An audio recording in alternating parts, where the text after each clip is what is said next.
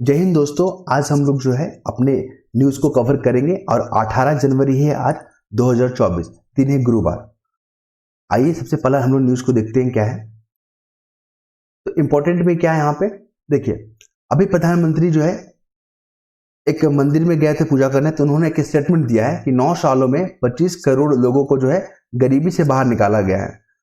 और ये जो है एक रिपोर्ट का हवाला दिए हैं। जो रिपोर्ट निकाला गया ना, वो नीति आयोग के द्वारा निकाला गया है और उसमें जो है लगभग 25 करोड़ के आसपास जो है गरीबी रेखा से बाहर निकाले हैं लोगों को। तो यहाँ पे जो है नीति आयोग का रिपोर्ट काफी महत्वपूर्ण हो जाएगा। इसको हमने कल भी कवर किया था और आज भी है, तो आप इसको देख सकते हैं। दूसरा क्या महत्वपूर्ण यहाँ पे देखने को मिलेगा, देखिए सीपीआर और का FCRA पंजीकरण रद्द हो गया। इंपॉर्टेंट यहाँ पे FCRA ये क्या है, इसको आगे हम लोग देखेंगे। ये बहुत ही महत्वपूर्ण कानून है। 1976 में इसको लागू किया गया था, 1976 में लागू किया गया था। ये क्या होता है ना, जो भी NGO हैं, जो भी नॉन प्रॉफिटिंग ऑर्गेनाइजेशन है, जो भी भारत में एक्टिव है, ठीक है, जो भी पंजीकरण करवाते हैं, तो उनको विदेशों से फंड मिलता है। उस विदेशी जो फंड होता है उसका उपयोग उसी के लिए कर रहे हैं जिसके लिए लिया था, या अन्य जो है सोर्सों में उसका यूज करते हैं। तो इसी को लेकर जो है गृह मंत्रालय के जो अंतर्गत आता है FCRA foreign contribution regulation act 1976 के तहत जो इसका रजिस्ट्रेशन को यहाँ पे क्या कर दिया गया है, बंद कर दिया गया है, खत्म कर दिया गया है। सेंटर फॉर पॉलिसी रिसर्च, आगे देखेंगे, इसको डिटेल में देखेंगे। इसके बाद थोड़ा सा देख लीजिए जल्लीकट्टू। कल हमने पूछा था कि जल्लीकट्टू जो है कौन राज्यों में एक्टिव है। ये खेल है और इसमें क्या होता है, सांड जो होते हैं ना, बैल होते हैं, जो सांड होते हैं, उनको कंट्रोल करना, उनको नियंत्रित करने का एक खेल होता है। क्लियर है। और ये जल्लीकट्टू जो है पोंगल का जो त्यौहार होता है, जो साउथ इंडियन में सेलिब्रेट किया जाता है। जिस तरह उत्तर भारत में संक्रमण जो होता है, मकर संक्रांति के जो पर्व को सेलिब्रेट करते हैं, उसी प्रकार दक्षिण में आपका होता है पोंगल और नॉर्थ ईस्ट में होता है आपका बिहू। आप समझ रहे हैं। और इधर जो होता है पंजाब दिल्ली वाला में लोहरी। तो ये तमाम जो है सारे जो है फसलों से संबंधित पर्व हैं, आप इसको ध्यान में रखिएगा। अगले हम लोग न्यूज पे चलेंगे। देखिए, प्राण प्रतिष्ठा और गणतंत्र दिवस दोनों जो है लगभग जो है नजदीक आ गया है। ये 22 जनवरी को होने वाला है और ये आपका 26 जनवरी को।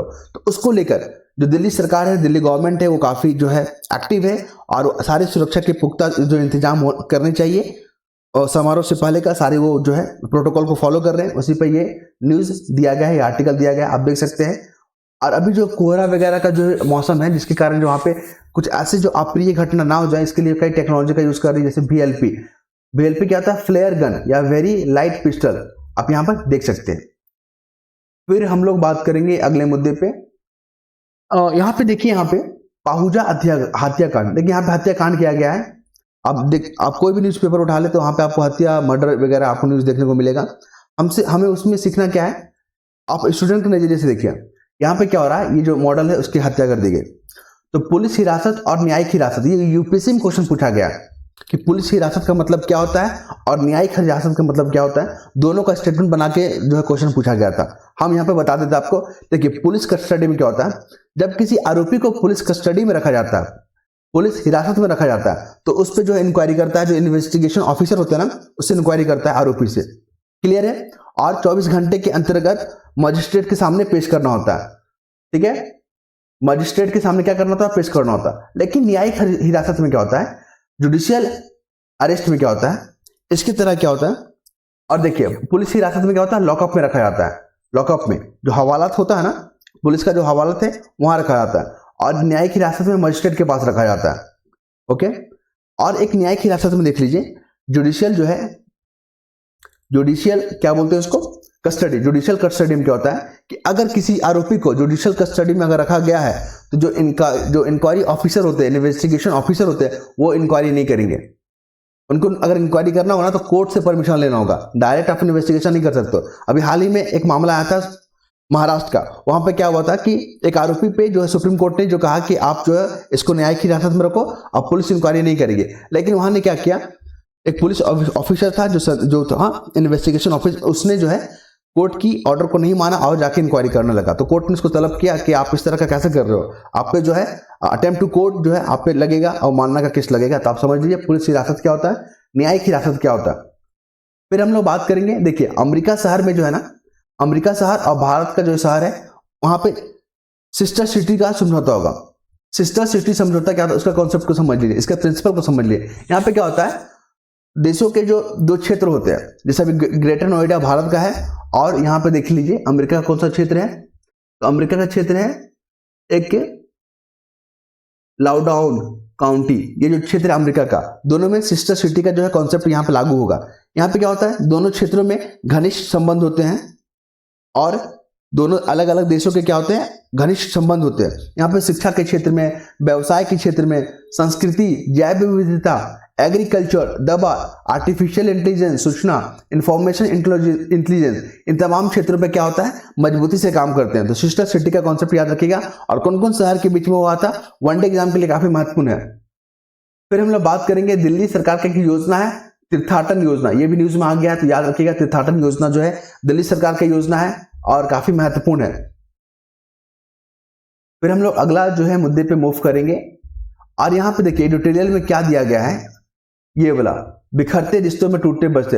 अभी आप देख रहे हो कि शादी होता है हमारे जो भारत में जो है क्या है, शादी होने के बाद जो विच्छेद होता है, विवाह विच्छेद जिसको तलाक बोलते हैं, अलग रहने का जो है प्रक्रिया बहुत कम है बाकी देशों में। लेकिन ये क्या हो रहा है ना, तलाक होने के बावजूद भी जो है घटनाएं जो है, ये आपके जो है कौन सा घटना है, आपराधिक घटनाएं के आंकड़े में बढ़ोतरी कर दे रहा है। ऐसा क्यों हो रहा है, देखिए अभी आपने गोवा में केस पढ़ा था कि वहां की जो है एक अच्छी खासी पढ़ी लिखी महिला जो आर्टिफिशियल इंटेलिजेंस जैसी कंपनी में सीईओ के पद पर है। सीईओ का मतलब क्या होता है, सीईओ जो है ना एग्जीक्यूटिव हेड होती है, समझ रहे हो ना, सारा निर्णय यही लेती है, यही इंप्लीमेंट करती है। तो उस पद पर तैनात एक महिला अपने ही बच्चे को, 4 साल का बच्चा था, उसको घुमाने के लिए बोली चलो बाबू गोवा घुमाएंगे, गोवा में तुमको घुमाएंगे, मजा आएगा तुमको, और वहां पर जाके उसका गले घोट कर और उसका जो है मर्डर कर देती है। और जब मर्डर करके उसकी जो बॉडी है, बच्चे का जो बॉडी है, उसको सूटकेस में पैक करती है, और जो जिस रेस्टोरेंट में वो रुकी थी, जिस वहां पे रुकी थी वहां पे, तो वहां के कर्मचारी को बोलते कि आप सूटकेस को जो है कैब को बुला के उसके डिक्की में रखवा दीजिए। जब वो कर्मचारी जब बैग को उठाया और जो है उस डिक्की में रखा, तो उसको शक हो गया कि इतना भारी कैसे हो गया, और साथ में उसका बच्चा भी था, बच्चा दिख नहीं रहा है। तो उसने क्या हुआ, पुलिस को फोन किया और उसको इन्फॉर्म करवाया। तो ये महिला अपने जो है बैंगलोर की तरफ मूव कर रही थी, कर्नाटक अपना घर जा रही थी टैक्सी से ही। पुलिस ने उसको रास्ते में ही पकड़ लिया और बोला कि आप चलिए कुछ इंक्वायरी करना आपसे। तो सारा जो वहां पे चीज वहां पे खोला गया, तो देखा कि डेड बॉडी बच्चा का सूटकेस में पड़ा है। तो आप समझ रहे हो ना किस तरह का मानसिकता यहाँ पे देखने को मिल रहा है। तो वही चीज यहाँ पे इस आर्टिकल में बात हो रहा है कि अगर मान लीजिए शादी होता है और वहां पर डाइवोर्स हो जाता है, तो आप जो है कोर्ट के जो ऑर्डर होता है ना उसको अच्छे से फॉलो कीजिए। अगर अच्छे से फॉलो नहीं कीजिएगा तो यहाँ घटनाएं, आपराधिक घटनाएं देखने को मिलेगा ही मिलेगा। तो यहाँ पे इसी चीज के बारे में बात किया गया है। और पढ़ना, आप एजुकेटेड हो जाते हैं वो इंपॉर्टेंट नहीं है, ये भी पढ़ी लिखी महिला है, विदेशों से पढ़ के आई है, लेकिन यहाँ पे वैल्यू, ह्यूमन वैल्यू इसमें शून्य है यहाँ पे, ठीक है। जो इस तरह अपने बच्चे को ही मर्डर कर दे रही है, तो आप इसके मेंटेलिटी को पढ़ सकते हैं। क्लियर है। इसके बाद हम लोग बात करेंगे चीता को लेकर। चीता का जीवन इंपॉर्टेंट है, हम लोग जानते ही हैं, कल भी न्यूज को कवर किया था, और 2 साल पहले, मतलब 2 महीना 3 महीना पहले भी हमने न्यूज को कंटिन्यू कवर कर रहे हैं, और यहाँ से क्वेश्चन तो आना पक्का है। चीता का जो है हम लोग जो है यहाँ पे भारत में बसा रहे हैं फिर से, क्योंकि 1952 में जो है भारत सरकार ने अनाउंस कर दिया था कि भारत में जो है एशियाई चीते खत्म हो गए, विलुप्त हो गए। क्लियर है, क्लियर हो गया। तो हम लोग क्या कर रहे हैं, अब अफ्रीका में जो नामिया कंट्री है, दक्षिण अफ्रीका, वहां से चीता को लाके यहाँ पे रिहेबिलिटेट कर रहे हैं, बसा रहे हैं। लेकिन अभी शौर्य नाम का जो चीता था उसका मृत्यु हो गया। पूछेगा कि शौर्य न्यूज में क्या था, इसलिए ध्यान में रखिएगा। और हम लोग कहां से ला रहे हैं, नामिबिया और दक्षिण अफ्रीका से चीता को ला रहे हैं, कहां पे, कुनु नेशनल पार्क मध्य प्रदेश में है। फिर इसके बाद आगे बढ़ेंगे अपने आर्टिकल की ओर। देखिए समुद्री डाकुओं का जो एक्टिविटी है, जो घटना है, काफी जो है उसमें फ्लुएंट वृद्धि देखा गया है। इसलिए हिंद महासागर क्षेत्र में जो हमारे भारत सरकार के अंतर्गत हमारी जो सेना है, नौसेना, वहां पे अपने जो है अत्याधुनिक हथियारों को लैस कर रही है, ड्रोन को वहां पे क्या कर रही है, वहां पे तैनात कर रही है, ताकि वहां पे अप्रिय घटना को रोका जा सके और हिंद सागर में जो भारत का दबदबा है, भारत का जो सॉवरेनिटी है, वो मेंटेन हो सके। फिर बात करेंगे यहाँ पे अगले आंकड़े में। देखिए मैंने वहां पे हाईलाइट करके रख चुका है। तो ये हमारे सोमनाथ, एस सोमनाथ, ये जो इसरो के हेड हैं, वनडे एग्जाम के लिए काफी महत्वपूर्ण है। वनडे एग्जाम के लिए आप लोग इसको ध्यान में रखिएगा। ये गुवाहाटी में एक समारोह में गए थे, तो वहां पे उनको सरकार जो है, असम सरकार जो है क्या की है, उनको सम्मानित की है। फिर बात करेंगे यहाँ पे, देखिए राष्ट्रीय क्वांटम मिशन को आप देख लीजिएगा क्या है। तो ये राष्ट्रीय क्वांटम मिशन जो है एक महत्वपूर्ण मिशन है भारत का जो स्टार्टअप से जुड़ा हुआ है। क्लियर है? और हाँ देखिए अभी क्या हो रहा है, आप यूपीआई यूज करते होगे, गूगल पे वगैरह यूज करते होगे, तो विदेशों में भी यूपीआई सेवा को जो है संचालन करने के लिए गूगल पे से क्या किया गया है, समझौता किया गया है, ताकि जो है सीमा पार जो ट्रांजैक्शन का जो गतिविधियां हैं हमारे नागरिकों का, क्योंकि हमारे नागरिक जो है बाहर विदेशों में जाते हैं काम करने के लिए, तो वहां से पैसे जो है भेजते हैं, उसमें सहूलियत हो जाए। फिर क्या होता है, ट्रांजैक्शन को लेकर भी यहाँ पे सुविधा हो जाए। तो कुल मिलाकर यहाँ पे 3 इम्पैक्ट दिया गया है कि अगर ऐसा हो जाता है तो उसके क्या फायदे होंगे। तो एक तो होगा प्रेषण करना, जो बाहर काम करते हैं तो अपने परिवार को पैसा भेजते हैं ना, उसी को बोलते हैं प्रेषण, उसमें सहूलियत हो जाएगा। फिर क्या होगा, भुगतान प्रणाली में सहयोग हो जाएगा, इजी हो जाएगा। तो आप तमाम चीज को देख सकते हैं। फिर अगला मुद्दे पे हम लोग चलेंगे जो काफी इंपॉर्टेंट है, उसको मैंने हाईलाइट करके रखा हुआ है और जैसे ही दिखेगा मैं आपको बताऊंगा। देखिए हाँ, यहाँ पे क्या हो रहा है, पाकिस्तान में जो है ना ईरान के द्वारा जो है हमला किया गया है मिसाइल के माध्यम से। क्यों? क्योंकि पाकिस्तान जो आतंकवादी जो है एक संगठन है, सुन्नी संगठन, इसका क्या नाम है, देखिए अल हिलाल करके लिखा होता है, जैश अल इदल। इसको जो है ईरान ने बार बार चेतावनी दिया था कि आप जो है इस तरह के संगठन को खत्म कीजिए, हटाइए वहां से, तो परिणाम बहुत घातक हो सकता है। इसने हमला कर दिया बलूचिस्तान जो है प्रांत में। तो ये न्यूज को आप पढ़ सकते हैं, इंपॉर्टेंट है। बलूचिस्तान जो है किस क्षेत्र में आता है, पाकिस्तान में आता है। पाकिस्तान पर भी ईरान ने हमला किया है और ये काफी महत्वपूर्ण है। फिर देखेंगे हम लोग मणिशंकर की बेटी का जो संस्था है, सेंटर फॉर पॉलिसी रिसर्च जो FCRA पंजीकरण उसको रद्द कर दिया गया।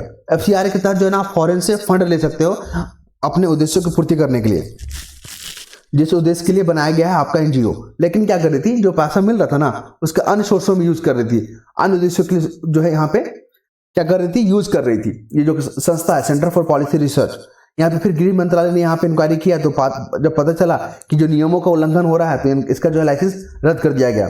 आप ये इंपॉर्टेंट FCRA पंजीकरण 1976 में लागू हुआ था और 2010 में इसमें संशोधन किया गया था। क्लियर है?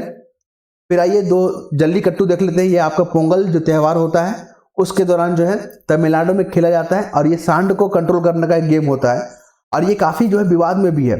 लंबे वर्षों से जो बहस और लंबी कानूनी लड़ाई का मुद्दा बना हुआ रहा है। तो जल्लीकट्टू को लेकर जो प्रश्न पूछे जा सकते हैं आप लोग ध्यान में रखिएगा इसको।